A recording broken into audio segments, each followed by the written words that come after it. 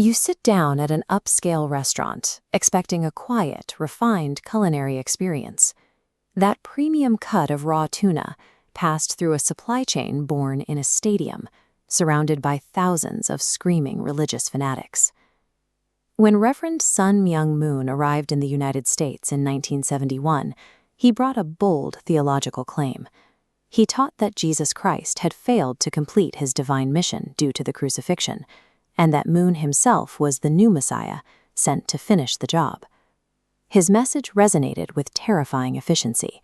By 1976, his Unification Church drew staggering numbers, packing massive stadiums with tens of thousands of devoted followers. Moon was doing exactly what he set out to do. He was assembling a fiercely loyal, highly disciplined workforce. These followers willingly surrendered their personal wealth and their autonomy to the man they called their true parent. The Unification Church demanded total submission, and the ultimate test of that loyalty came in the form of what the church called blessing ceremonies. To receive this blessing, members agreed to let Moon personally dictate who they would marry. He would often point at followers in a crowded room, matching strangers on the spot. He routinely paired Americans with Japanese or Korean members, creating couples who shared absolutely no common language. By 1982, these mass weddings required arenas. 2,000 identical brides and grooms packed into Madison Square Garden, taking their vows simultaneously. This process systematically erased individual ambition. By assigning spouses and dictating living arrangements, the church severed biological family ties and ensured that every member's primary allegiance belonged strictly to Moon's global objectives. By matching thousands of followers at once, Moon effectively generated a permanent global labor force. He secured thousands of workers whose entire lives and future families were now tied directly to the church's expansion. By 1980, Moon realized that achieving his vision of global theological unification required serious financial backing. He needed billions of dollars in corporate revenue to fund his movement. Addressing his followers in a hotel ballroom, he delivered a pivotal speech titled The Way of Tuna. Moon declared himself the king of the ocean and ordered his congregation to build a massive seafood distribution network completely from scratch. This chart shows American demand for sushi in 1980. The line is completely flat. Americans were not eating raw fish. But look at this sudden spike in investment. The Unification Church began pouring millions of dollars into the seafood industry, buying up boats and processing plants before the American public even knew they wanted sushi.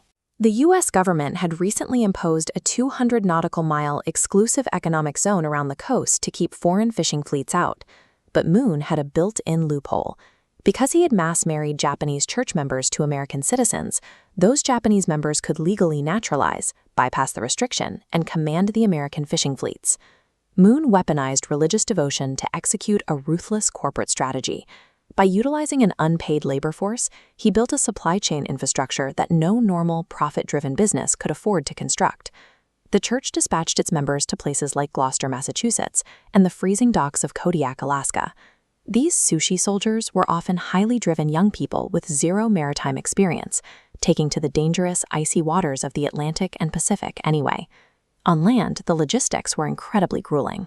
Young Japanese members slept in the back of refrigerated vans, waking up before dawn to haul heavy coolers of raw fish into skeptical American restaurants, begging chefs to try their product. Traditional seafood distributors had to pay salaries, overtime, and health benefits. The unification workers were laboring for their divine salvation.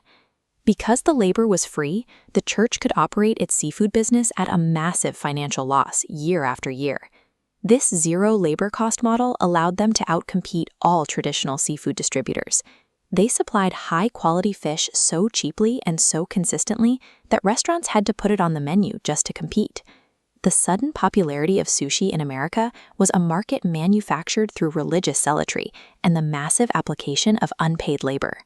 By the late 20th century, the public turned fiercely against the Unification Church.